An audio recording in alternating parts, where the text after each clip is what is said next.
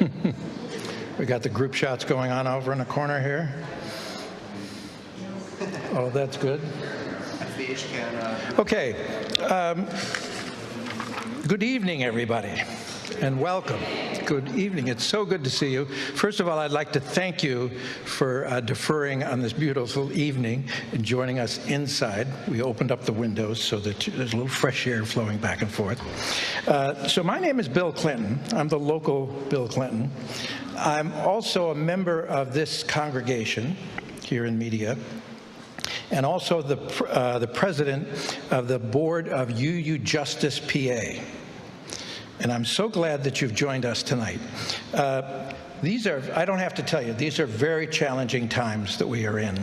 And, you know, the democracy itself is being threatened.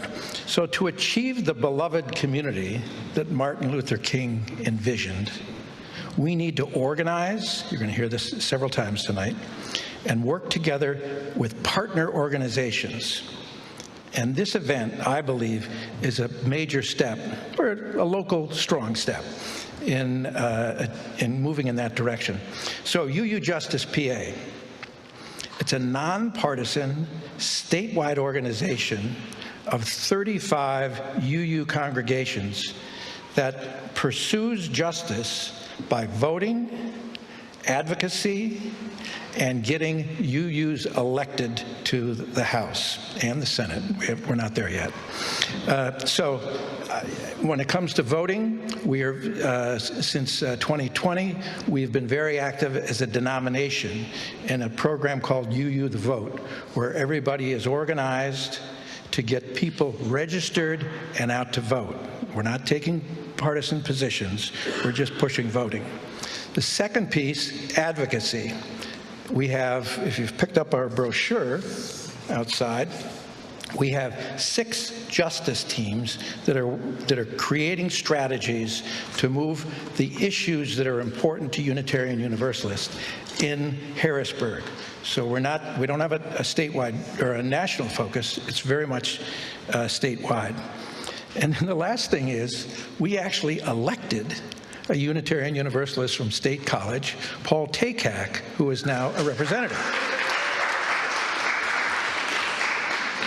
So this event was coordinated by 3 UU congregations and other area partners, which I'd like to introduce. So the congregations are, one, the Media UU congregation, and then Mainline Unitarian Church, and that is Pat. And there is Pat. Pat, would you stand up? This is Pat Jordan, and she's the coordinator for the Mainline group. And then from Westchester, the Unitarian Congregation of Westchester, the lead organizer is Tom Buglio. Tom, where are you? All right. So Tom not only filled his car, but he brought others. So everybody from Westchester, would you please stand up?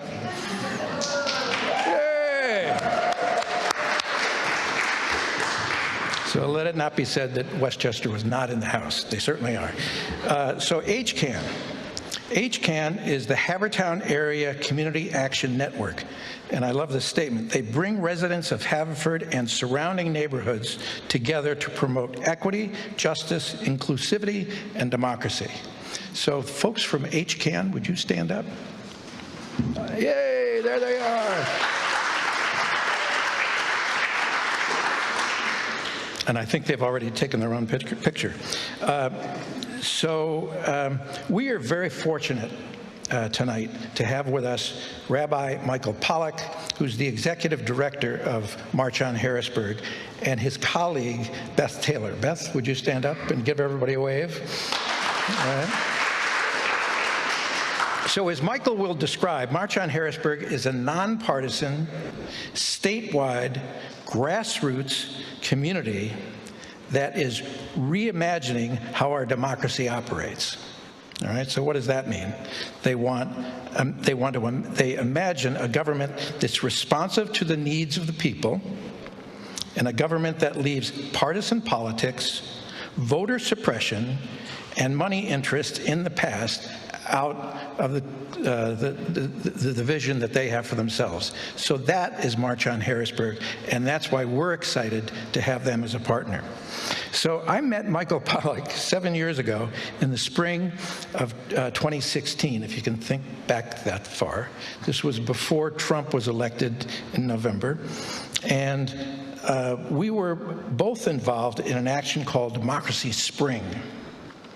And that began, Democracy Spring began with, you ready for this? A 140-mile march, or hike, or walk from Philadelphia to D.C. And when we got to D.C., there was civil disobedience that got a lot of us put in jail. All right? So Michael was a marcher, and I was organizing this community and other UU communities along the way to provide what? Housing and food and feeding people, which are very necessary when you're marching. It was a total of 6 days that we were together as a community, and it was very transforming for many of us.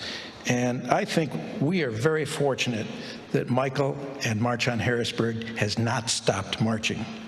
With others, he has created in 2017, so this goes back 6 years, March on Harrisburg, that works for a government that is responsive to the needs of the people, which is critical. So March on Harrisburg is a critical partner to UU Justice PA, and we're excited to bring both of our message to you tonight. So the goal of tonight is to learn about how corruption works in Harrisburg and how, working together, we can change that. So it gives me great pleasure to introduce Rabbi Michael Pollack.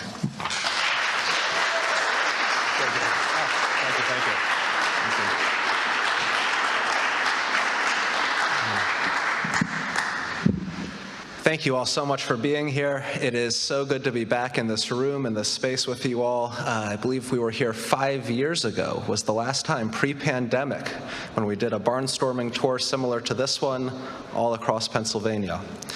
So my name is Michael Pollack. We are March on Harrisburg. Let's go to the next slide. So who we are. We are a statewide, volunteer-driven, nonpartisan, anti-corruption, pro-democracy movement. We fight to make corruption illegal and build a democracy where we can all thrive. Over the last 6 years, we have marched 298 miles, twice from Philadelphia to Harrisburg, once from York, once from Lancaster. We have lobbied our 253 state legislators many times over. We have conducted over 35 nonviolent direct actions, and we have engaged in moral fusion organizing across the state, especially with our partners in UU Justice PA. We'll talk a lot more about that later, too. Let's keep going. We have helped over the years. We have helped to force 5 committee hearings on gerrymandering. We helped move open primaries through the full Senate. We helped pass vote by mail and shorten the registration deadline from 30 days to 15 days. And we have moved the gift ban out of its committee twice. Those are our legislative accomplishments. This is a slide just to build some credibility here. It's a little awkward, but here we go. When we fight against corruption and we fight for democracy, we know what we're up against. The former Speaker of the House's Chief of Staff once said to me, "You all may be marching on Harrisburg to pass the gift ban, but do you know who's marching on Harrisburg to stop it? Every single lobbyist in this city." We know what we're up against. The forces of corruption have called us things like moronic, spoiled 2-year-olds. Back in September, this overheard in the elevator was, "Oh no, those disgusting people are back." A prominent mega lobbyist has nicknamed me the Rabid Rabbi, and the current House Majority Leader once called me a militant Hebrew school teacher. When March on Harrisburg is in the Capitol engaging in nonviolence, the entire Senate gets a text in the morning letting them know that we're there. The House uses their secret tunnels and passageways to avoid us, and the police section us off inside of the building. We know what we're up against. We're up against a system of entrenched corruption. And frankly, their boos mean nothing, as the cartoon here shows, because we've seen what makes them cheer, and that would be power, greed, money, corruption. And that's what we're there to dismantle. We're here to tell the truth tonight. It's not a pretty truth. I want everybody to brace themselves for that. This is not a pretty truth. Right? As Howard Zinn said, the most revolutionary act one can engage in is to tell the truth. And so we're going to show tonight how private money is translated into public power, and how public power is then used to make more money for private profiteers, while everyone suffers. We're then going to discuss the work of March on Harrisburg and how to jump in and join the movement, how to join UU Justice PA, and how to jump into the movement for democracy, and how to fight until we have a government of, by, and for the people.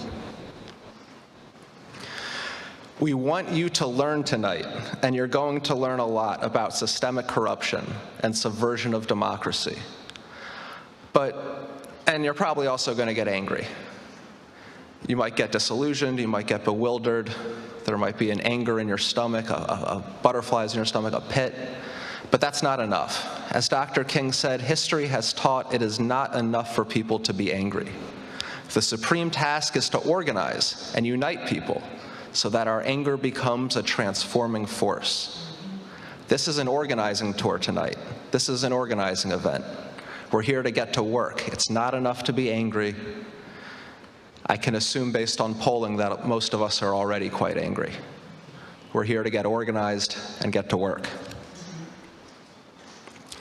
So let's go back a couple hundred years here and start back in 1794. Corruption has been with us in Pennsylvania for quite some time.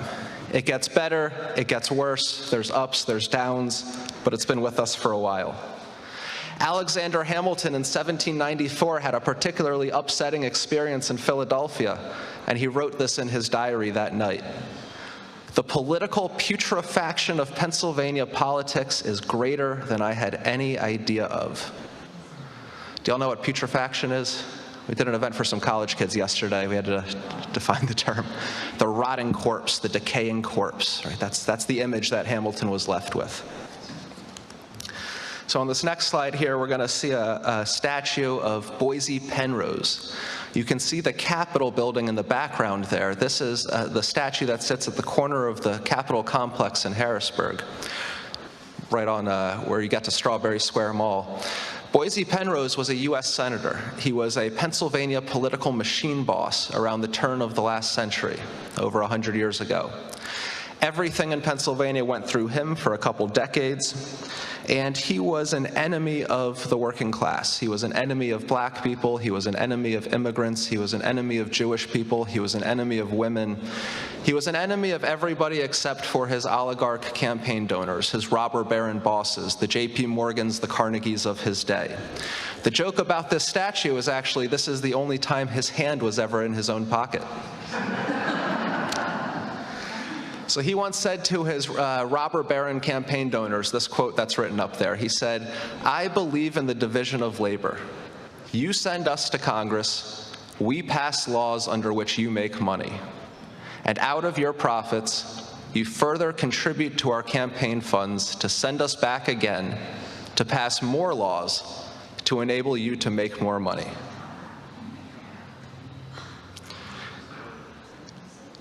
Money in politics is how people with money buy the political power they need to pass laws to make themselves more money. And that is the definition of corruption. That interaction between private money and public power is corruption. Corruption creates close relationships of dependence between obscenely rich people and corporations and our public elected officials. And by the way, I just want to preface, when I'm talking about money in politics tonight, we're not talking about 30 people getting together in a living room with a couple $100s each. We're talking about billionaires like Jeffrey Yass cutting 7-figure checks. That's what we're talking about tonight. And let's take a step back before we keep going again here and just note, every human being is capable of what we're talking about tonight. Every human being is capable of greed and corruption. What we're talking about tonight is not one party, one politician, one region, one group of people or group of politicians. We're talking about the swamp. We're talking about the system. We're talking about the water that we all swim in. The water that we all swim in. So let's get into the 5 easy ways to bribe a legislator. Buying a legislator is a lot like buying a Rolls Royce. If you have the money to do it, you can do it. If you don't have the money to do it, you can't. So these are 5 easy ways to buy a state legislator, to get money to a state legislator. None of these are loopholes. These are the law. None of these are scandals. These are routine. None of these are things that happen once every 10 years and somebody goes to jail for it. No, these are things happening every single day, day in and day out. Gifts, campaign contributions, revolving door, side jobs, dark money. Let's go into gifts. So let's start with the gifts here. In Pennsylvania, it is legal to give any gift to a state legislator. Period, full stop, anything. Cash, vacations, wining and dining, concert and sports tickets. At every Super Bowl, you'll see some legislators. At every Eagles game up in the box, you'll see some legislators. You'll see a few on the sidelines. If you go to a Beyonce concert, you'll see a few in the front row. If you go to any restaurant in Harrisburg on a session night, you'll see them just packed with legislators. Gifts are legal. The legal definition of lobbying in our state includes giving gifts to influence public officials. This is the legal definition of lobbying. Providing any gift, hospitality, transportation, or lodging to a state official or employee for the purpose of advancing the interest of the lobbyist or principal. In plain English, that's called a bribe. The word bribe exists in the English language to describe just that. Giving a gift to a public official to influence them is bribery. That's what a bribe is. And we don't really have a complete picture of the gift economy in Harrisburg. Over 97% of all gifts go unreported, and our reporting system is just completely broken. Our 253 state legislators report receiving only about $40,000 a year in gifts. That's what our legislators report receiving. Lobbyists report giving legislators over $1.5 million a year in gifts. And we know from testimony in committee, and also the lobbyists like to brag to me in the cafeteria, about how they can get around the reporting thresholds. It's very easy for them to evade reporting on their end, too. So all we know is the number is definitely over 1.5 million a year. Out of that 40,000 number, we got some rare glimpses into specific gifts. And so these are just a few from last year. Our Senate president went to the symphony in Austria. Our House Majority Leader went to the rodeo in Wyoming. And those are really the 2 big ones that came through in that 40,000 number, because most of them we just don't know. And by the way, he went to the rodeo in Wyoming with the gambling companies. And I think 6 or 7 of them total went out there for that trip. Campaign contributions. Okay, this is an honest, harsh truth in our system. It takes money to run for office. That's just a fact of life. At a minimum, you have to print some literature, hire a basic campaign staff, knock a whole bunch of doors. It's going to cost some money to run for office. If you can raise a whole lot of money, you get an extremely big advantage. You can blanket the airwaves, you can send mailers into everybody's mailbox, you can hire canvassers to come in from all over the country even, to knock doors for you. I live in South Philly. We had canvassers coming in from Florida for a mayoral race. We had 2 millionaire candidates. That was one thing they did, was they just put out a call for workers and drove people down to just knock doors for a couple months, right? With big money, you have a huge advantage. And so these are the ranges of cost to run for these offices. To run for state rep, you're looking at tens of thousands to millions. State senator, you're looking at hundreds of thousands to millions. Governor, millions to tens of millions.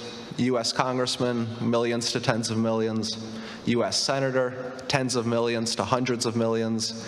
And if you want to be president of these United States of America, billions, costs billions. So where does that money come from? The big money comes from big money donors, billionaires, mega millionaires. And they give that money through conduits that are called lobbyists. Lobbyist is just a fancy word for a paid advocate. That's what they are. They're somebody you hire to argue your case, you pay them money, and they serve as a conduit for money in politics. So this often happens at these big money fundraisers in Harrisburg. These fundraisers are a constant. They are a constant. That one on the top left, that was a breakfast fundraiser a couple months ago. That was Senator Regan. Cost $1,000 to get in, to drink some mimosas with the senator before they go to work. That day, there were 11 fundraisers in Harrisburg, 11 fundraisers. When we marched in last September, that whole week when we were trying to push the gift ban over the finish line, they took 17 total votes and held 20 total fundraisers. Fundraisers are a time-consuming activity. And so you go behind closed doors. That one in the middle there, that was a breakfast fundraiser for the House Majority Leader, $1,000 to get in. Top right there, that's another $1,000 a plate lunch fundraiser. The bottom left, that was a golf course fundraiser, cost $10,000 to sponsor that one. Bottom right, we'll talk about that one later. That's a fun one. So these fundraisers, this is where our modern-day robber barons and their lobbyists give the money over to our legislators. And again, we're not talking about small or mid-level fundraising here. We're talking about big money fundraising. We're talking about thousands, tens of thousands, hundreds of thousands, millions. Let's go to the next slide, please. So this is a video here. We're going to talk about, we're going to hear an expert testimony here. This is a young Joseph R. Biden. This is from 1974 when he was a first-term U.S. Senator. And this was back when TV used to have programs where you would learn things. And it was great. And so this is a public access debate show about campaign finance reform right after Watergate happened.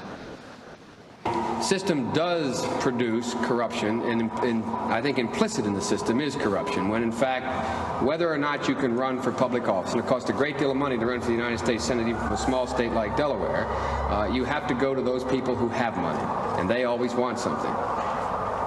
Well, I wonder whether you would feel that there's some virtue in forcing candidates to go out and try to raise money. I've heard people, probably people who didn't run for office, say that it's uplifting to go out and try to get money. Do you think that there's something unuplifting about putting a limit to how much you can ask one man to give you? I think it's the most degrading experience in the world to have to go out and ask for money, because you know that unless you accidentally agree with the position taken by the person or group that has the money, that you run the risk of deciding whether or not you're going to prostitute yourself to give the answer you know they want to hear in order to get funded to run for that office.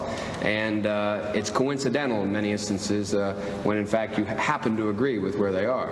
And you run the risk, by the way, of rationalizing, of saying, well, if I compromise on this one, give them one, I get 90% of what I want, and I don't have to give in too much. So you feel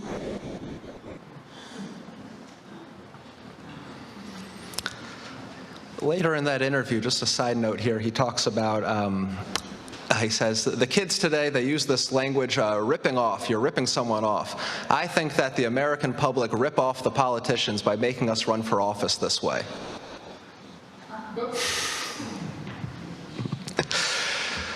In Pennsylvania, there is no limit on campaign contributions. To the state level, you can cut whatever check you want to cut to whomever you want to cut it to. State Senate, state representative, governor, state level, no campaign contribution limits. A state legislative candidate from the last cycle, he told me early in his campaign he got a call, and the voice on the other end of the line was representing a billionaire, Jeffrey Yass. And the voice said, I will give $300,000 to your campaign if you come out as anti-union and anti-public school. And this guy said, no. And he hung up, and he lost. And if he had said yes, he'd be in Harrisburg right now.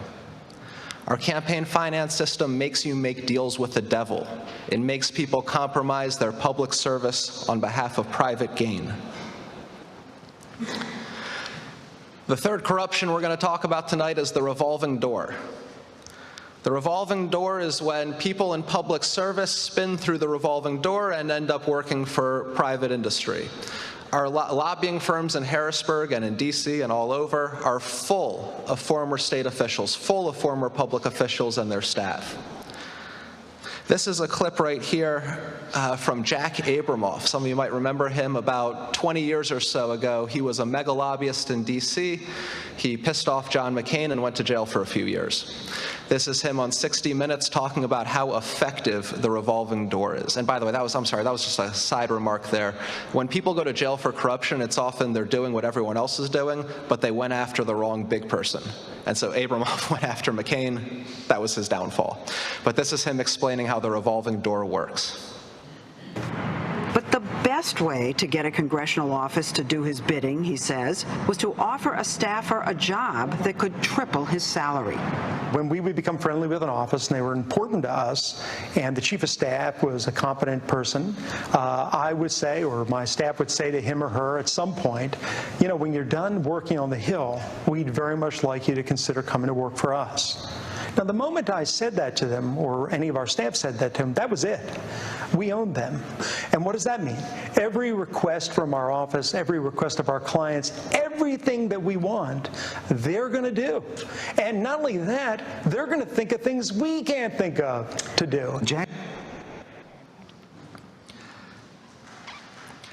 The revolving door spins dizzyingly quickly in Harrisburg. It spins so fast. On the next slide, we're going to see a couple examples here. Our last governor's chief of staff resigned abruptly to become a lobbyist for Amazon. Our last governor's acting health secretary resigned abruptly to become a lobbyist for UPMC. Who were they working for when they were public servants? Raises the question. With the gift ban bill, which we're going to talk about later, we saw the revolving door in action. We saw its effects in a really harsh way back in 2019 when it came up for its first committee vote. That day in committee, a representative named Matt Gobler showed up with an amendment. We called it the Gobler Amendment. We'd never seen it before. It came up and it passed all within about 90 seconds. It happened very fast.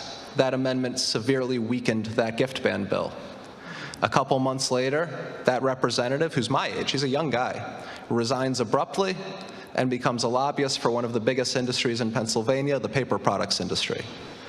When he crippled the gift ban that way, who was he working for? Was he a public servant, or was he auditioning for his next job? But you may be saying, if you're a legislator, why do you have to wait to get that private industry job? Why do you have to wait to go work for the special interests? You don't. Even though we have a full-time state legislature, starting salary over $100,000 a year, incredible health benefits, incredible pension, great per diems, you get a state car, even with that, you're allowed to have what's called a side job. And our legislators, a lot of them have side jobs that have obvious conflicts of interest, blatant conflicts of interest. So you'll see on the top left there, that's our old Senate President Jake Corman. That's his office there in Center County being stalked by vultures. They are there for the putrefaction of Pennsylvania politics. While he was Senate President, he was on the board of Old Dominion Bank. While he was Senate President, he was a board member of a bank. He's in charge of our budget, and he's a board member of a bank. Bottom right there, you see Speaker Mike Turzai, former Speaker Mike Turzai. That was right after he had reached for the megaphone and Selba put it right behind their head. And it's really funny to see a politician reach for a megaphone and not get it. They're really not used to that. It really kind of breaks their brain a little bit. While he was Speaker of the House, he was a practicing attorney at a law firm that represented Fortune 500 corporations. He was a practicing lawyer drawing a paycheck from a high-powered corporate law firm in Pittsburgh while he was Speaker of the House. Top right, Gene Yaw. Gene Yaw is currently the chair of the Senate Environmental and Energy Resources Committee. He is in charge of the environment in Pennsylvania. He is also a practicing attorney for gas companies. He is both the chair of the Senate Environmental Committee and a practicing attorney for gas companies. Side by side, draws a paycheck for both. That picture is from last June when some of our folks confronted Gene Yaw in his Harrisburg office and gave him a decision to make. Either resign as the chair of the Senate Environmental Committee or resign as a practicing attorney for gas companies. He chose to hide behind police and had 8 of our folks arrested for having the audacity to pose the question to him. The fifth way that we're going to talk about tonight is dark money, and we really don't have much to say about it, because we don't know. It's money that exists in the shadows. There's no light shined onto it. It's that, yeah. Dark money is not traceable. We don't know where it comes from. We don't really know how much of it is out there. We don't really know what it's doing. We see its effects every once in a while. Have you all ever gotten those mailers in the mail 3 days before an election that say something like, this candidate is the worst person in the entire world. They've kicked puppies their whole life, paid for by Pennsylvanians for a better Pennsylvania? Yeah. I'm in South Philly. We just had a mayoral race. My mailbox actually got so stuffed with those mailers that the mail couldn't be delivered, the other mail. It got backed up a day. Right, those mailers that come in, that's usually dark money. And as campaign finance expert Craig Holman says, dark money is the ideal cloak and dagger cover when no one knows where the money is coming from or where it is going. And that's really a result of the 2010 Citizens United case, which I'm sure a lot of people have heard of, when our US Supreme Court, which has its own corruption issues thoroughly, they decided that money is speech and corporations are people, which gives corporations the First Amendment right to speak freely with their money. It's a roundabout way of saying bribery. It's quite clever, the logic that they employ.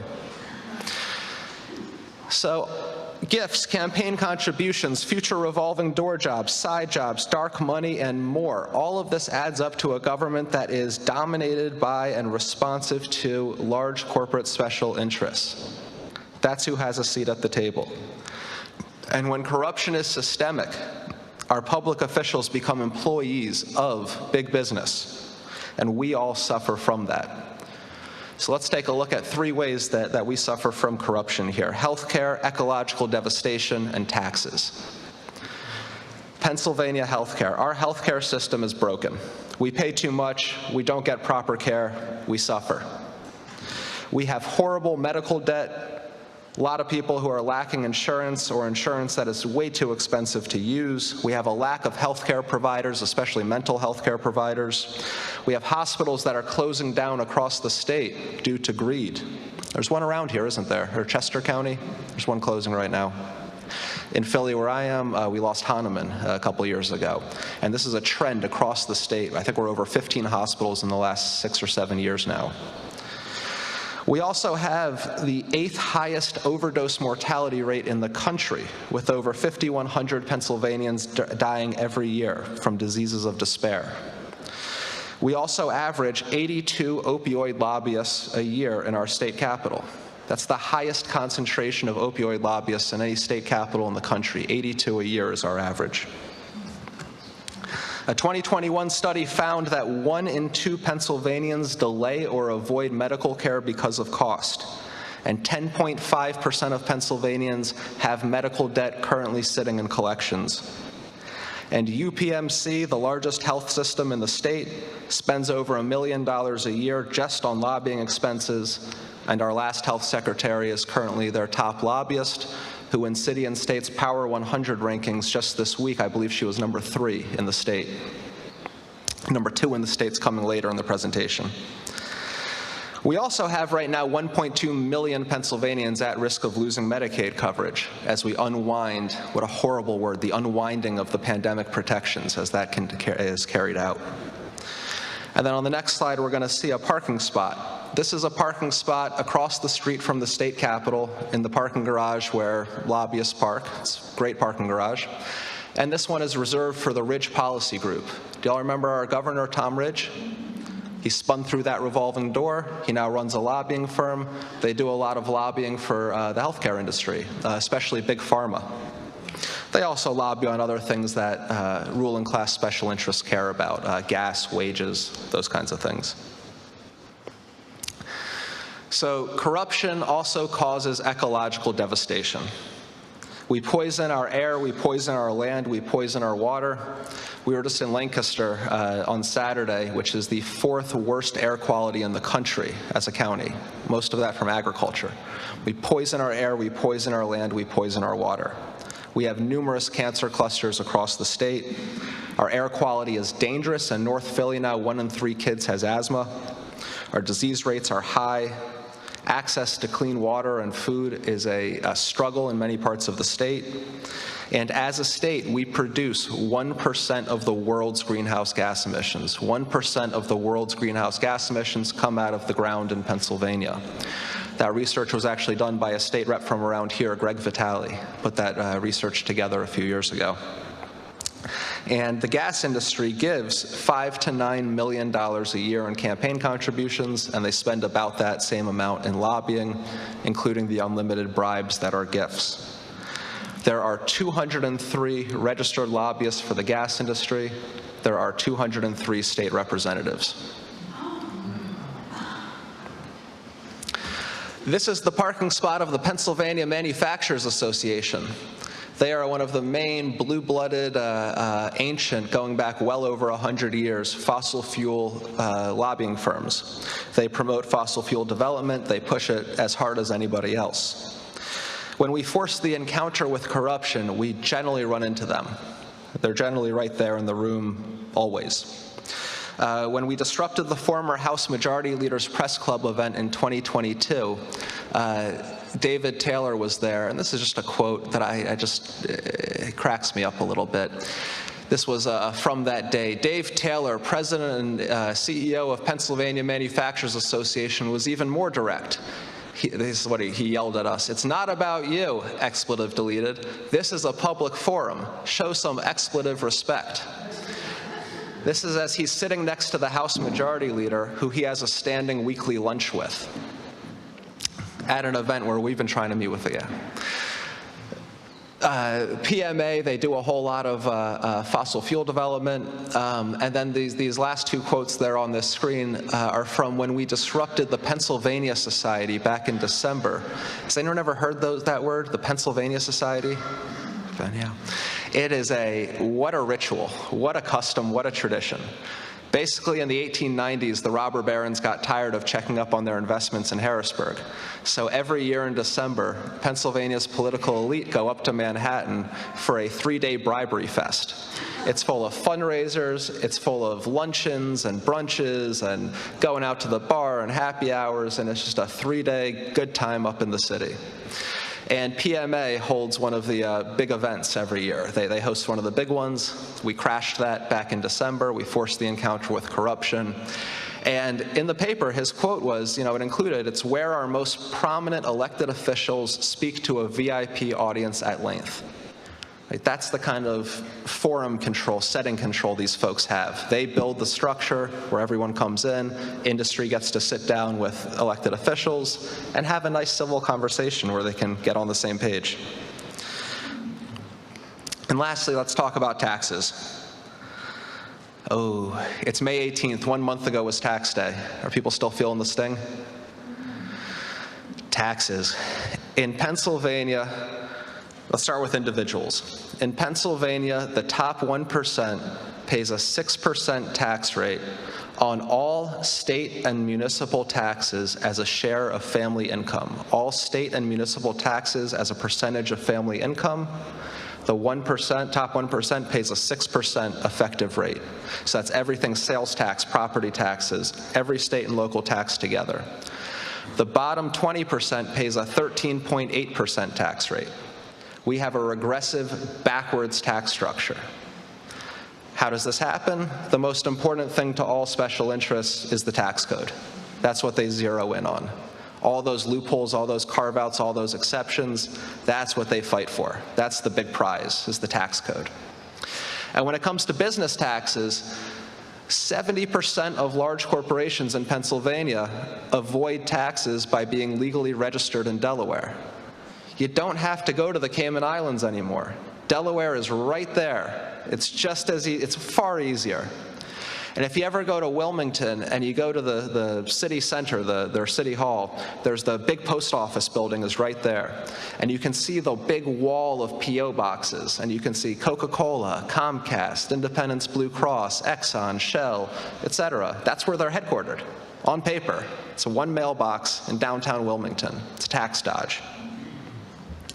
So our unfair and asinine tax system, it contributes to worsening income inequality. It contributes to grows the racial wealth gap. It makes poor people poorer and rich people richer. And then at the end of the day, there's just never enough money for education.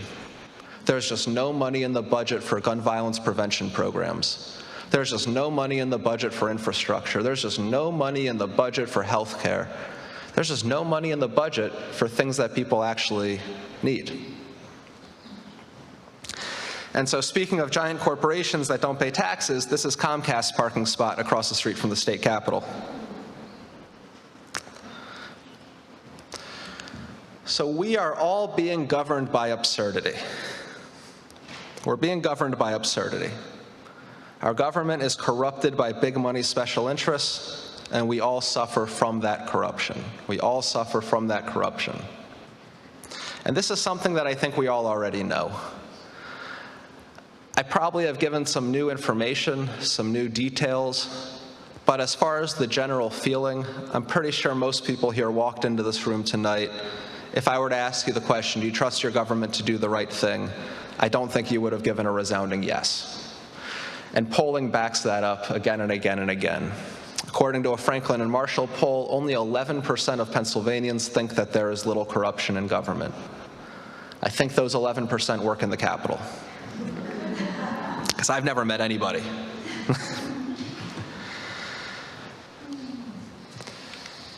So, we don't trust our government here in Pennsylvania, and nationally, we also don't trust our government. That chart on the left is a Pew poll. They've been asking this question for a long time. Do you trust your government to do the right thing all or most of the time? It's about 15 to 20% nationwide trust our government. About 15 to 20%, that's where the number is. Now, the chart on the right, though, shows congressional re-election rates. And you'll see those are well over 90%. So this raises an obvious contradiction here.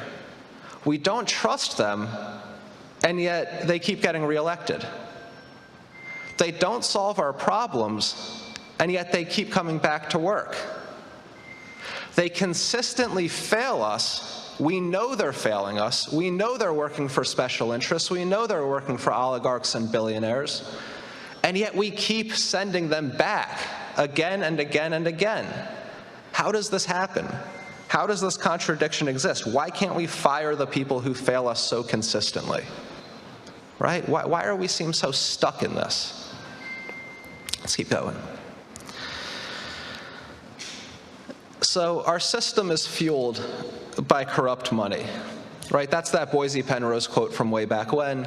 I give you money, you pass laws to make us more money, we give you more money, you pass more laws. That's the driver of the system. To keep that graft going, to keep people from joining together and storming the castle, you have to divide and conquer. You have to divide and conquer. And it's everywhere in our society. So this is a famous political cartoon. It makes the rounds pretty regularly. It's a bunch of people storming the castle, the working class standing outside with pitchforks and torches, and the king is standing there looking a little worried, and the advisor says to the king, don't worry, you don't need to fight them.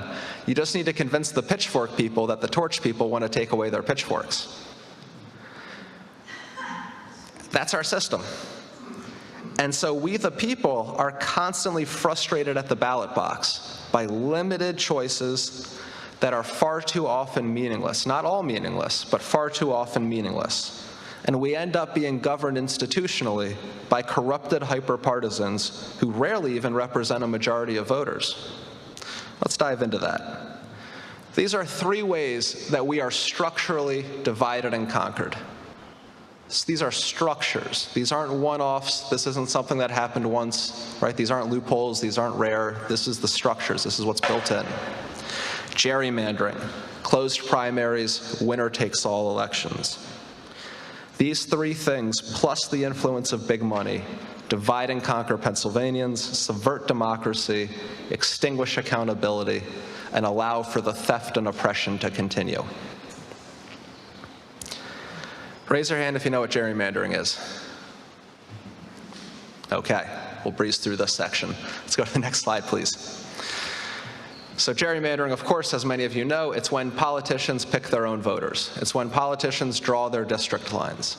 In Pennsylvania, the state legislative districts are drawn by the leaders in both parties in both chambers, with the tie-breaking vote coming from the state Supreme Court.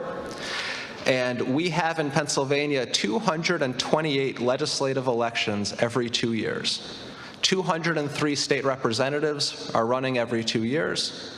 And then our 50 senators, they serve 4-year terms, so half of them are on the ballot every 2 years. 228 general elections happening for our state legislature every 2 years. That bottom right number, 2022 total, how many do you think were within 10 points? How many of the 228 general elections were within 10 points, somewhat competitive? Anybody want to guess a number? 5. All here. 21. Let's go to the next slide, please. 21. 21 out of our 228 general elections were competitive. Only 9% were competitive. How many of those were here? 6, 7, 5, 4, somewhere in there. All right. Because what we live in economic terms, is a cartel setup. A cartel is when two firms divide turf between each other, refuse to compete on each other's turf, and then battle ferociously in the buffer zone, in the middle ground. Delaware County is a buffer zone. This is an area where people pour tons of money into elections. Tons of attention comes down on Delaware County. What are the other buffer zones in our state? Lehigh Valley has a few. Dauphin County has a few. That's it. Sometimes the suburbs of Allegheny County, suburbs of Pittsburgh are a buffer zone, but that's kind of it. Everywhere else in the state, general election is non-competitive. It's a built-in advantage. And so gerrymandering lets powerful legislators and party bosses protect themselves and each other. It makes most of our general elections predetermined and meaningless. And so that makes primary elections all the more important, right? If the general election is built-in non-competitive advantage for one party over the other, the primary becomes extremely important a lot of the time. So let's go to closed primaries. Right, in Pennsylvania we have closed primaries. If you're not registered with one of the two major parties, you don't get to participate in that party's primary. Most states have open primaries. We're one of about a dozen, I want to say, I'm going to get this number wrong, 11 or 14 total. 1.23 million Pennsylvanians are registered independents or third-party members. That's 14% of the public, and they are not allowed to participate in what is often the only election that matters in their district, the primary. Now, we know that that 14% number is an undercount. If you look at independent polling across the country of how do people identify, Republican, Democrat, Independent, Green, Libertarian, something else, well over 40% of people in this country identify as independents. In states that have open primaries like Alaska, the independent rate goes up as high as 55%. Our 14% number is because a lot of us feel like we have to register with the party in order to have a vote that actually counts. A lot of us are very frustrated. Our system discourages independents and third-party members by locking them out of the all-important primaries. It's not a good setup. So let's go into winner-takes-all voting here. Because it isn't just who votes that matters. How we vote matters a lot. And the way we vote right now makes no sense whatsoever. And we'll make that very clear. In most places in the United States, the way we vote right now, including everywhere in Pennsylvania, is that you go in and we have a winner-takes-all election. You say, this is my number, this is my choice, this is who I'm voting for. And whoever gets the most votes wins. You don't need a majority of votes to win. You do not need a majority of votes to win an election. And oftentimes, in a lot of races, you don't get a majority of votes. Go on. So there's many downsides to the way we vote right now. One of them is called lesser of two evils voting. Suppose there are 3 or more candidates on the ballot and a voter's preferred candidate has no chance of winning. So in that case, because their preferred candidate is unlikely to win, you then look at the rest of the field and you go, okay, who do I like the most or dislike the least out of these candidates that are left that have a chance of winning? And most voters do not vote for their true preference. You vote for the one that you kind of like so that the one that you really don't like doesn't win. That lesser of two evils trap is a constant effect in our elections. Coming from Philly, we had our mayoral race this week. There were 9 candidates on the ballot. Most people were not voting for their true #1 choice. They were voting for somebody who they thought could win so that somebody else wouldn't win who they really didn't want to win. What kind of mental gymnastics do we have to go through? It's nonsense, right? And we don't express our true vote. Another downside is called the spoiler effect, right? This is what happens when voters who are ideologically similar split their votes between candidates that are similar enough to each other. And that paves the way for a lesser-liked candidate to then win without receiving a majority of votes. 2 similar candidates can spoil an election for each other, and somebody else who doesn't really have much support can skate through in that divided field and win. Happens a lot. So let's talk about one example of all of these negative effects here. His name is Dr. Oz. Right, so last year, Pennsylvania, we elected a new senator, Democrat John Fetterman, and he ran in the general election against this guy, Dr. Oz. Dr. Oz won the primary, the Senate GOP primary, with only 31.2% of the vote, very far from a majority. And in fact, more than 2/3 of voters in that election voted for somebody else, not him, one of the 6 other candidates. He and the other candidates as well, they all ran hyper-partisan, toxic campaigns aimed at a small partisan base of voters, because that's all they needed to do to win, and they knew it. And what's more is that in favorability polling, Dr. Oz, favorability polling is when they call you up and they say, here's the candidate, do you like them, dislike them, or have you never heard of them? And with Dr. Oz, with voters in that primary, Senate GOP primary voters, 46% of them disliked him, 40% liked him, and 14%, I guess, don't own a television. So he was disliked by more voters in that election than liked him. And yet he still won by less than 1,000 votes, even though more than 2/3 of voters voted for somebody else and more voters disliked him than liked him. Also, voters in that primary, knowing that there was a spoiler effect at play, had to really decide, okay, well, if I don't like this one, then do I vote for this one or this one or this one, right? There were a couple frontrunners in that race. It was very complicated for voters. They had to game out in their mind, okay, who has a chance, who's likable, who's not, who can take down this one that I really don't like. These mental calculations leave people very frustrated. So on the next slide here, we're going to see a ballot. This is what the Philadelphia ballot looked like this week. 9 candidates running for the Philadelphia Democratic mayoral primary. As we've said earlier, most general elections are non-competitive. Philadelphia is a one-party town. Whoever wins the primary is going to win the general. So this primary election was to determine who is going to be the next mayor of Philadelphia for all intents and purposes. You had a couple candidates who were very similar to each other, a couple moderates, a couple progressives, kind of crossover appeal between others of the 9 candidates. You had a lot of similar candidates, so you had a lot of vote splitting. You had a lot of it was just one big spoiler effect, this election. Everybody was spoiling it for everybody else. And the end result is that we had a winner who won with about 30% of the vote. That's not a mandate to govern. That is not a mandate to govern. As a Philly voter, I'm just left frustrated. And it's not even that the person that I voted for lost, it's that voters were bewildered and confused by the process.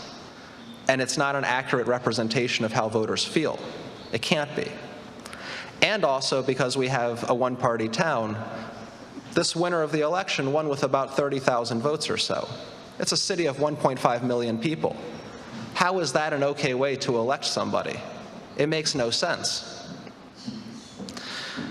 And one final problem here, I'm sorry, before we go on to the next one, is that in these winner-takes-all elections, you have a diversity problem that rears its ugly head every time. When you have a crowded field, the first people bullied off the ballot tend to be black people, people of color, women. Every time across the board, that's who gets bullied off the ballot.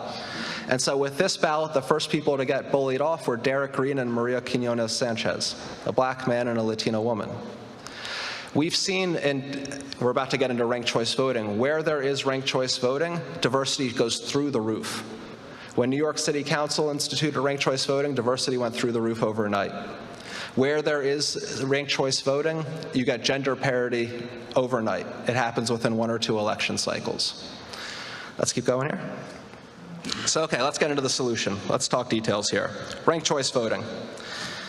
Right, there is a better way. There is a better way to do this. Just like with gerrymandering, the better way is to not have gerrymandering, right? There's a better way. With closed primaries, what's the better way? Open primaries. With winner-takes-all elections, the better way is ranked choice voting. Ranked choice voting allows us, so ranked choice voting allows us to go in and rank our choices. Instead of saying, this is the only one I get to vote for and whoever gets the most votes wins, you go in and you say, this is my number 1, this is my number 2, this is my number 3, as many as you want to rank. And then you have an instant runoff that happens. So if somebody doesn't get 50% of first place votes, last place gets lopped off, and whoever voted for that person as their first place, the vote transfers to their second place. Right? And so that instant runoff ensures that you're going to get majority support. It ensures that voters can truly vote their conscience. It de-incentivizes toxic campaigning and makes it so you can't just appeal to a small hyper-partisan base and skate through with 30% of the vote. Right? Ranked choice voting, this instant runoff system, it allows voters to actually express themselves, and it allows candidates to actually run in a friendly, issues-focused way.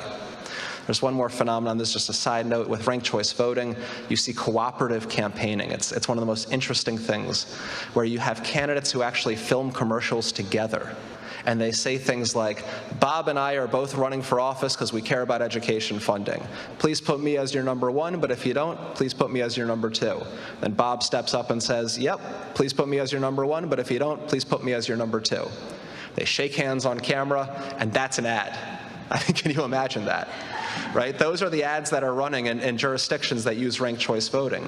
Maine uses it statewide, Alaska uses it statewide, 26 municipalities in Utah use it, New York City uses it. It's gaining traction all over the state, and we'll talk more about it later, but it's coming to PA. So 3 ways, again, that we are divided and conquered here. Gerrymandering, closed primaries, winner-takes-all elections. There are so many others we could go into tonight, but time is a factor, of course, and we all need to get to sleep at some point tonight. Some of the other ones that we've all heard of, the Electoral College. 38 states don't matter, 12 states do matter, 12 swing states. The way that we vote for presidential primary elections. Who here has ever cast a meaningful ballot for presidential primary? Where did you live? Say it again?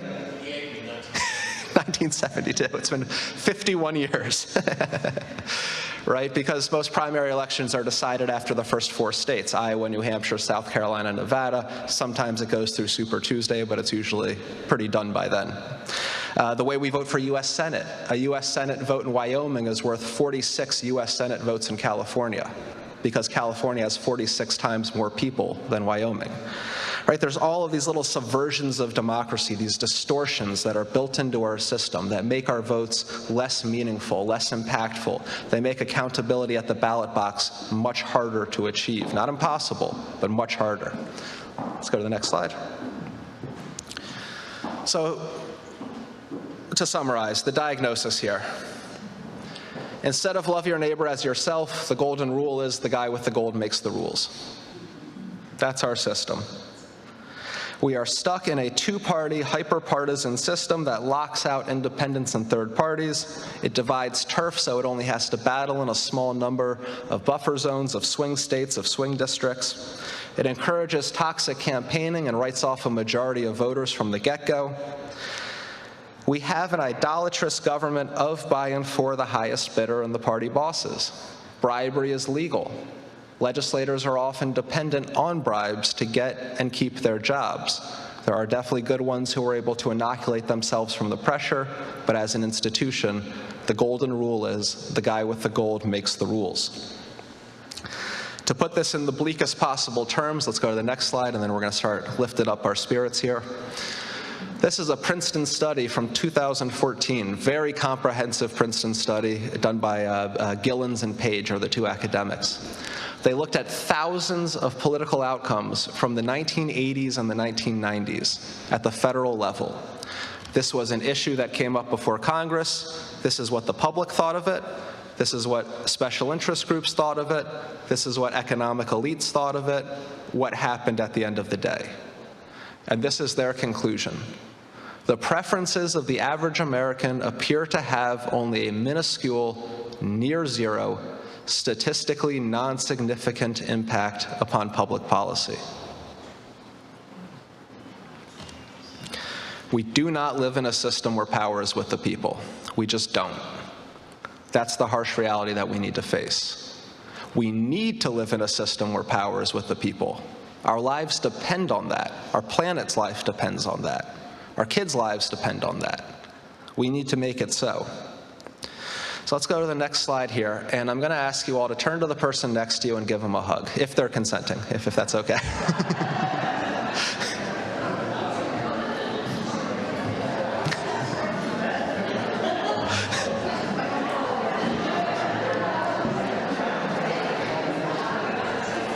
Okay. Let's go to the next slide, please.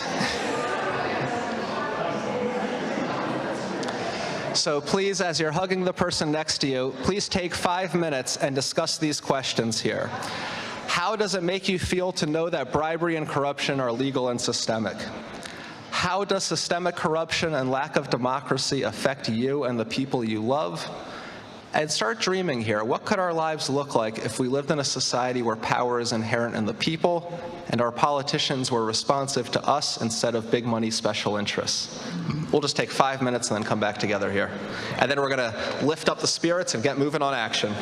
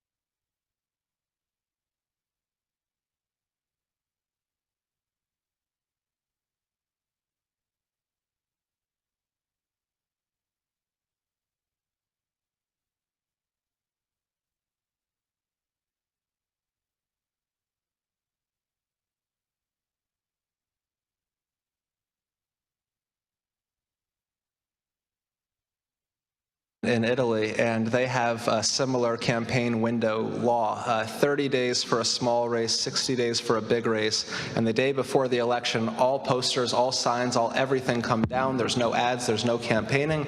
It's called a day of reflection. Interesting idea.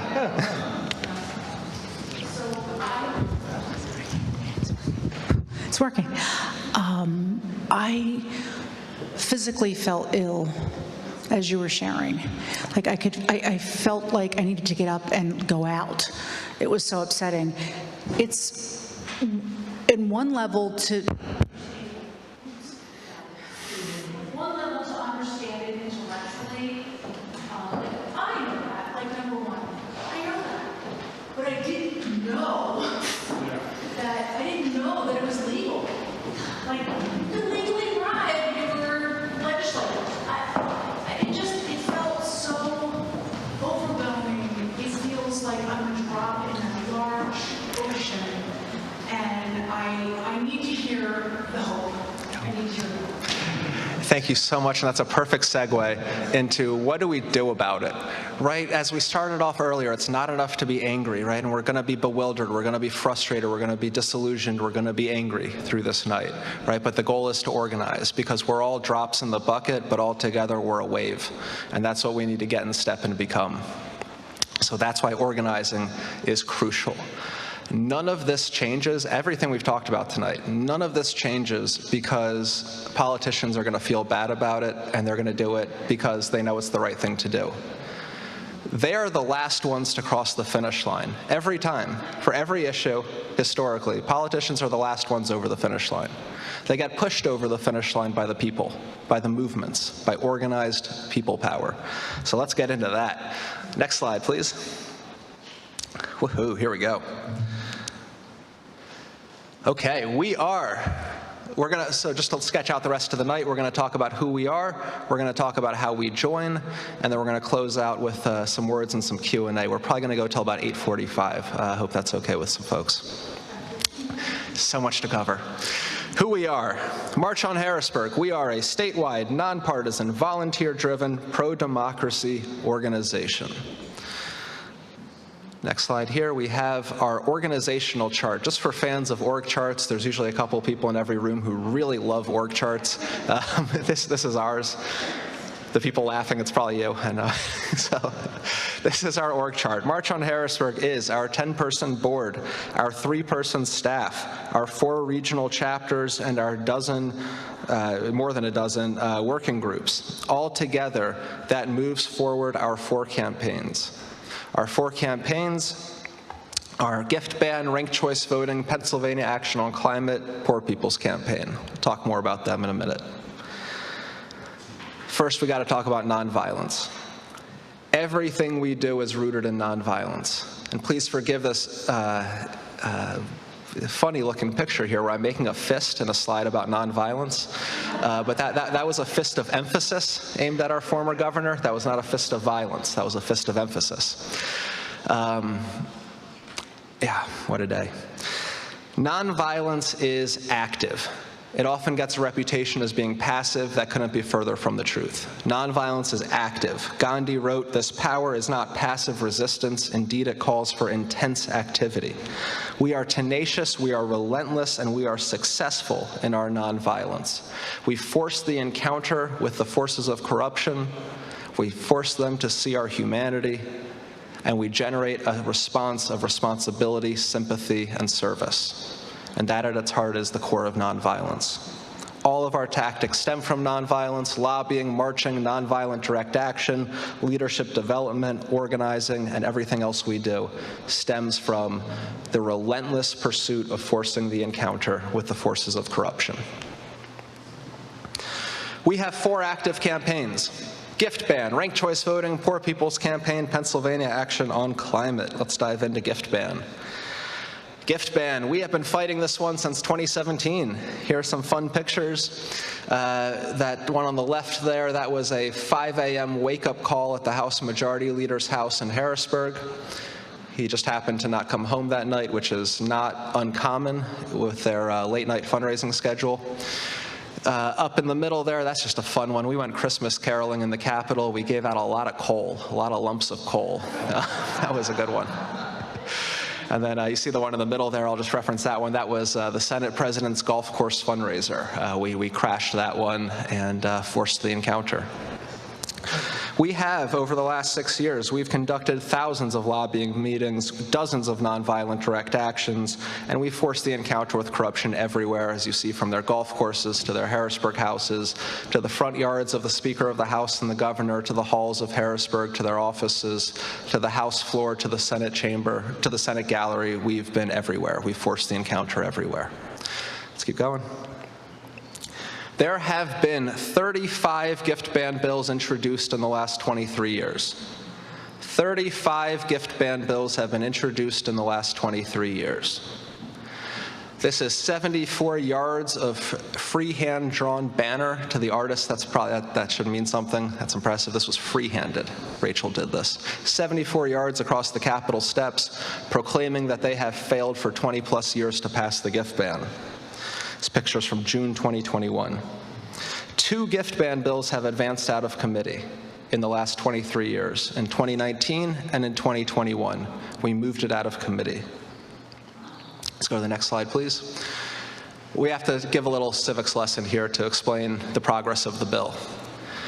Who here took civics in school? Just quick poll, raise your hand. Civics, if you took a civics class in school. Right. That's usually a very generationally skewed question. Older folks tend to have taken the class, younger folks tend to have not taken the class, because it continues to get cut. So this is what the pathway of a bill to becoming a law. For a bill to become a law in the Pennsylvania State Legislature, it needs to pass 4 votes plus 2 additional votes that aren't in the Constitution, and then the governor can sign it into law. Those 4 votes that are in the Constitution, number 1, the committee vote in the House, number 3, the full House votes on it, number 4, the Senate committee votes, number 6, the full Senate votes, and then the governor can either sign it into law or veto it. But then there's these 2 votes in there that we have to talk about because they're real. They're not in the Constitution, but they're real. They're called the caucus votes. The caucus is when the majority party goes behind closed doors with no records, no transcripts, no nothing. It's secret. And they go behind closed doors and they say, okay, this bill just came out of committee, what do we think about it? And they have a debate, a secret debate, they take a secret vote, and if a majority of the majority says no, the bill disappears in caucus. If a majority of the majority says no, the bill's done. It disappears in caucus. So next slide here, we have some headlines from the papers from 2019 and 2021. We passed the gift ban out of that first vote through the House State Government Committee, and then both times it went into the caucus room and it vanished. With no fingerprints on the body, it was dead. Is the caucus a controlling party only, or is it everybody? So the majority party gets their very nice caucus room on the first floor. The minority party goes up to a caucus room on the 3rd floor. And I don't really know what the function of the minority caucus room is a lot of the time, because it's the majority caucus that matters. But it's the minority party getting themselves on the same page too, for whatever comes that day on the floor. They'll get in step. So both parties caucus in both chambers, but really only one matters, the majority. Yeah. So let's talk for a second about these votes. The hardest part of getting a bill passed in Harrisburg is not winning those 4 votes or those 6 votes. It's getting those votes to even happen. And the power to control those votes, 99.9% of the time, is held by 6 people. 6 people control those 4 votes that are in the Constitution. 6 people control those 4 votes. The chair of the House committee, the House majority leader, the Speaker of the House, the Senate committee chair, the Senate majority leader, the Senate president. If any of those 6 say no, the bill is dead. That's how it usually goes. But, actually, I'm sorry, let's go to the next slide here. So our message to legislators on the gift ban is pretty straightforward. There it is. Pass the gift ban or get out. This is a banner we hung in the Senate 2 years ago. Now, four gatekeepers have emerged over the last couple of years as we've been fighting for this bill. 4 gatekeepers have emerged, and we'll see them on the next slide here. Daryl Metcalf, Mike Turzai, Kerry Benninghoff, Jake Corbin. These are the 4 public obstructions of the gift ban, and not one of them came back the next session with the same power, not one of them. And not one of them lost at the ballot box. Not one of them came back the next session after blocking the gift ban with the same power, and not one of them lost at the ballot box. Because of gerrymandered districts and unlimited campaign funds, they're unbeatable. But you can put them on the spot, make them answer for the unanswerable, which is their own corruption. Drive wedges within the legislature and drive them out. Gandhi used the phrase coercion or conversion. We have converted a bunch of folks. We've gotten the bill moved out of committee a few times, but these 4 definitely got coerced into retirement. Metcalf got kicked off the committee, recently retired. Turzai resigned abruptly. Benninghoff lost the majority and his position in leadership. Corman resigned abruptly to become a lobbyist. So let's go to the next slide here. So going through those gatekeepers, that's the way that most bills happen, almost every bill. But there's a way to get around them, and that's what we did last September. Because rank and file legislators, non-leadership, they'll often hide behind those gatekeepers. Oh, I wish we could vote for this, but what can I do? So-and-so, the Speaker of the House, they say we can't, so sorry, nothing we can do. So we pushed them, and we pulled out this rare legislative nuclear option, and we tried to move it forward and make the rank and file vote against their own leadership, and basically launch a legislative coup on the House floor last September. The last time this maneuver worked was in 1921, and it's what ended Boise Penrose's political career. It broke his machine, and he died shortly after from a broken heart / a heart attack. The guy ate 24 eggs and a gallon of whiskey in a sitting. He had issues. Our attempt in September, as you can see that bottom quote there from the press, it was a clandestine plan. And it came up short because of intense pressure from both parties' leadership in both chambers. They came down as a unit with the hammer of Thor, and they failed us, once again actively deciding to not pass the gift ban. But of course we don't stop. Let's keep going. We never stop.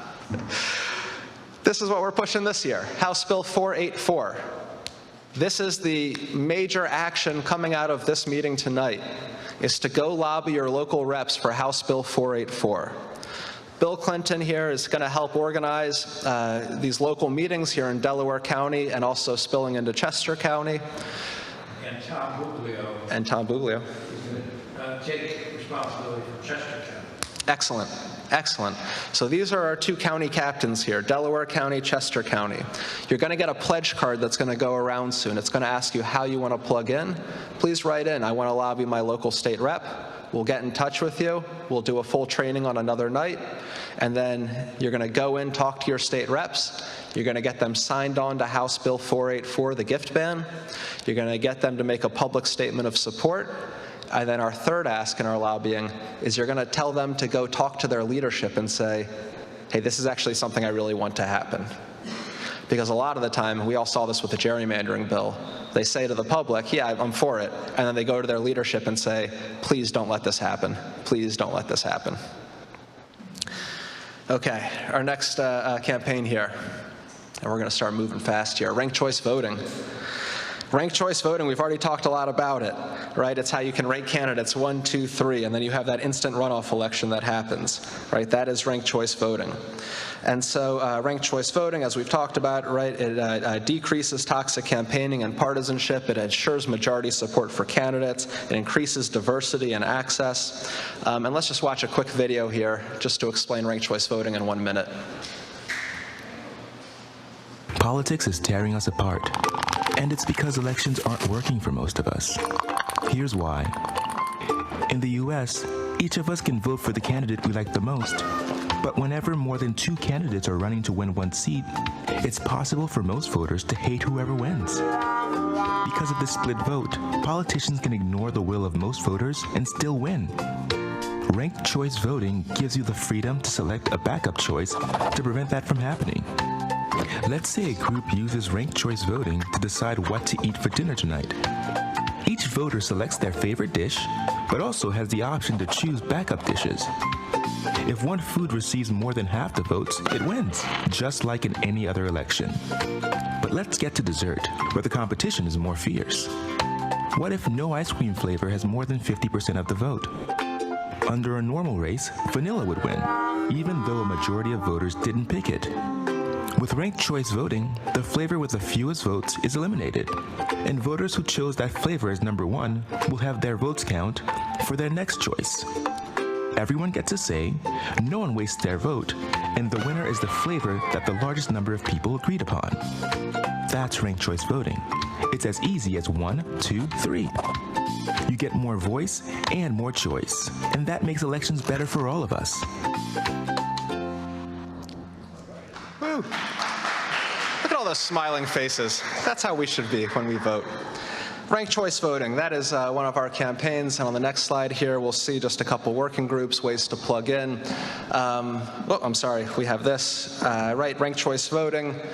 It encourages majority support, it gets rid of the spoiler effect, it gets rid of the lesser of two evils, it increases representation of people of color and of women, it increases diversity, it decreases toxic campaigning and partisanship, and it makes voters happy. It makes voters feel like their vote matters. It increases turnout and engagement. Next slide. We give these these are our 4 ranked choice voting working groups. Policy and research, we wrote our bill. It's going to be introduced in the next few weeks, and then we'll kick off a lobbying campaign for that. Social media, we're active on, you came because of TikTok. It works. Outreach, that's another working group. And then speakers and endorsements, we have a ranked choice voting presentation that we give all over. Next slide here is our Poor People's Campaign. This is one of our, this is our 3rd campaign. We are a member of the Poor People's Campaign, a national call for moral revival. It is co-chaired nationally by Reverends William Barber and Reverend Liz Theo Harris, and we fight to end the war economy, systemic racism, ecological devastation, poverty, and the distorted moral narrative of white supremacy. These are all very small goals. We join together to accomplish them. Let's go to the next slide. We can't do a presentation without showing a little 1-minute Barber clip here. Who here knows Reverend Barber? Excellent. So this is just a nice clip that kind of sums up what the Poor People's Campaign is about. It's from 2019 when we testified before Congress. It is time for Americans to find out the truth about poverty for all Americans. The growing gap between the rich and the poor in this country is a direct result of policy decisions, not the immorality and the lack of personal work of poor people. Policy decisions made here in Washington and in our state capitals, but those decisions have been supported by well-funded myths. Corporate interests have sent their representatives here to preach personal responsibility and the danger of government intervention, but the truth is we must take a collective responsibility for the inequality, the unjust laws and systems created. God did not make us poor. Greed and abuse and power make us poor. I don't find anywhere in the scripture where Jesus said that it was Caesar's job to feed the poor and to clothe the widows and to take care of the orphans. He said, first of all, it's interesting that you all would define yourself as Caesar. That in itself is kind of strange. I mean, we need to stop for a minute to even hear that. Yeah.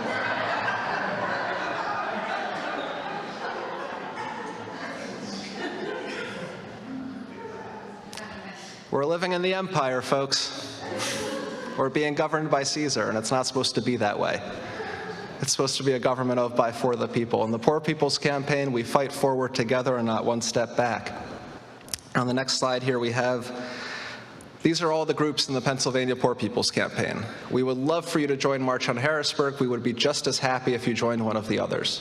On this list you'll see UU Justice PA, who have been incredible allies over the years. I think I've spoken in over 30 UUs across Pennsylvania.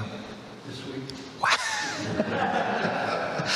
And I'm not here to rank choice vote the religious denominations of Pennsylvania, but the UUs UU show up. Y'all show up. That's incredible. So please join UU Justice PA, join March on Harrisburg, join any of these other groups. We'll be just as happy. We all move forward together, not one step back. Our fourth campaign, Pennsylvania Action on Climate. This is a fun one. This is just a direct action-oriented group that disrupts that intersection between climate and corruption, between ecological devastation and money and politics. This group tends to crash fundraisers, disrupt that corruption, and this is the group that PAC is the one that went up to the Pennsylvania Society, where Michael Badges Canning, the mayor of Cherry Hill Valley Borough in Western PA, stood in a swanky Manhattan ballroom and called out, "This is an orgy of corruption," and then shut the room down. So on the next slide here, we can only work on so many issues at once. We have 4 active campaigns. Gift ban plus ranked choice voting does not equal democracy. Open primaries plus campaign finance reform plus gerrymandering reform does not equal democracy. There is so much work to be done. This is our policy, this is our full policy agenda, money out, people in platform. You'll see things on there that we've talked about tonight, side jobs, revolving door, ending gerrymandering, all that good stuff. The bigger we can grow as a movement, the more fights we can fight. So I'm going to turn it over now to Beth to talk about how to plug in here, how to really get involved in a tangible way. Please.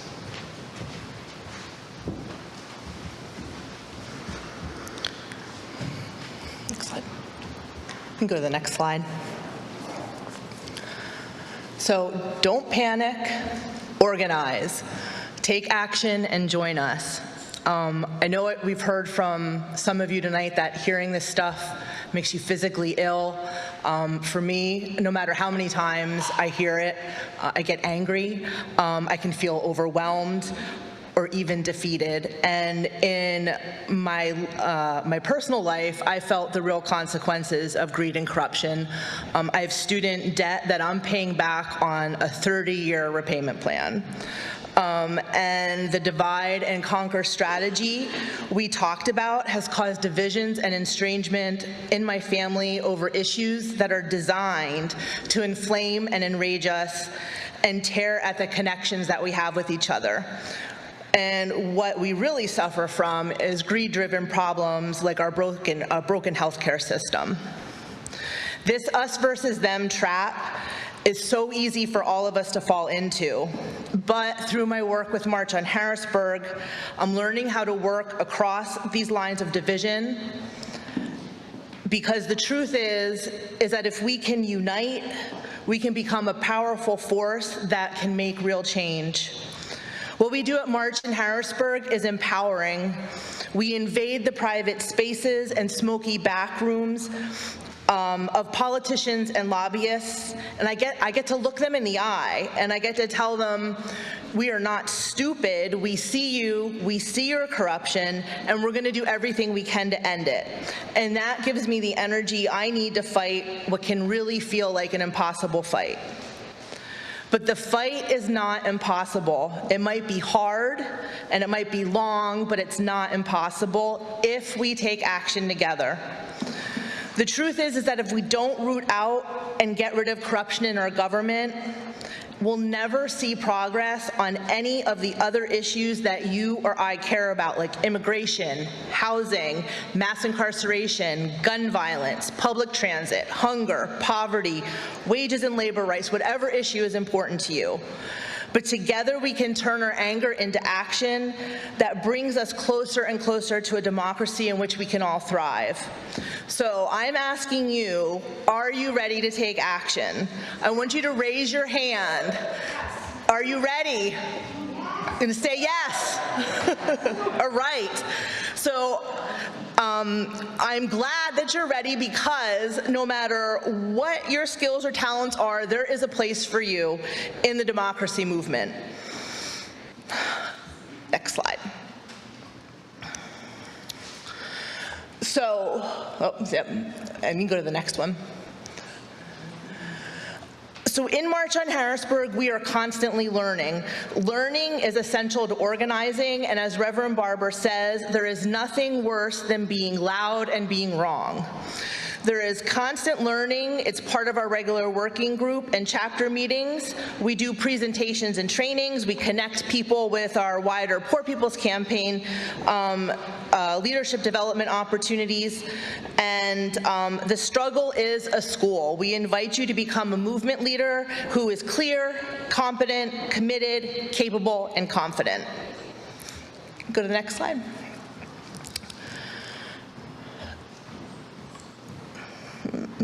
So this is a list of all of the working groups, oh no, I'm sorry.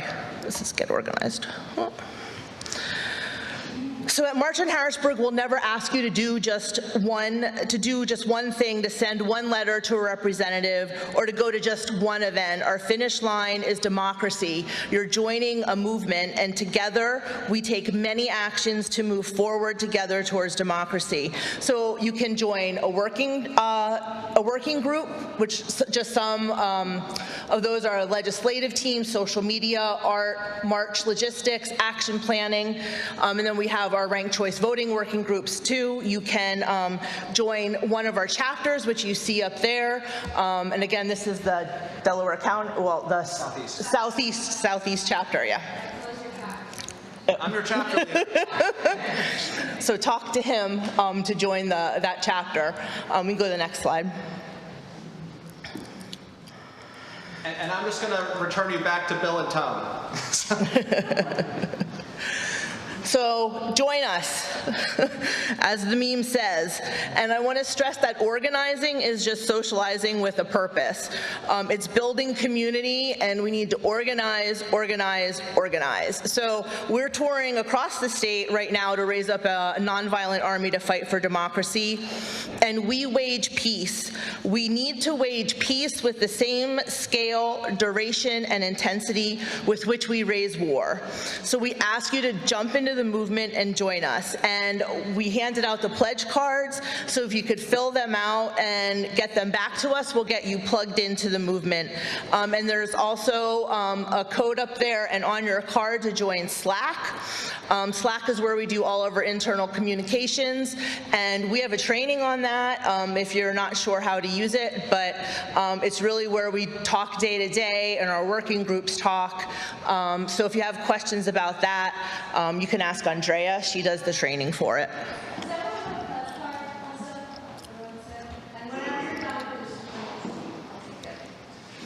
Okay, we go to the next slide. So these are just some of the, I think you already all filled out your card, but these are some of the things you could choose from of different ways you would like to plug in. We can go to the next slide. So please donate. It is certainly ironic, but we need to raise money to get money out of politics. So we ask you to please donate. There's a donation box out front on the table, and there's also a QR code on your pledge cards, which you can scan and donate online. And now I'm going to throw it back to Rabbi Michael, and he is going to close us out.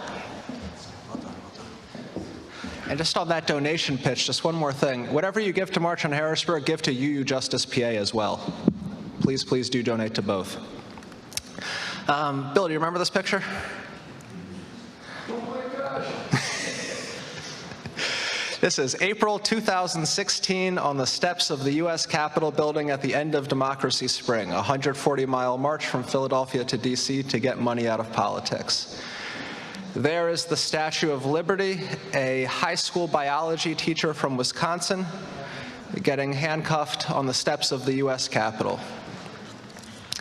And if you look over her left shoulder, you'll see me. There I am. Liberty is under arrest. Democracy is under attack. What do? We stand up, we fight back. That's what we do. If you all have 5 more minutes here, I'm just going to close us out with an idea, a thought, a powerful idea. Rabbis have been asking this question for a very long time, as have people all over the world for thousands of years. What does it mean to live a good life? When are we happy? When are we joyful? When are we in community? When are we in relationship? When are we there for each other? When are we responsible for each other? When does love happen? And those are very big questions. And one piece of that recipe, one piece of the puzzle is the encounter.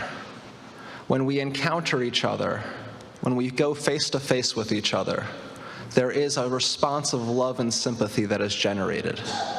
When a parent hears a baby crying, the natural response is love and sympathy and care. When a human being sees another human being in pain, when we encounter them, the natural response is love. The French philosopher Emmanuel Levinas said that when you see the face of the other, you are ordered and ordained to service. And forcing that encounter and getting that reaction of love, building that relationship, that's called nonviolence. Nonviolence is when you force the encounter and you generate a response of love.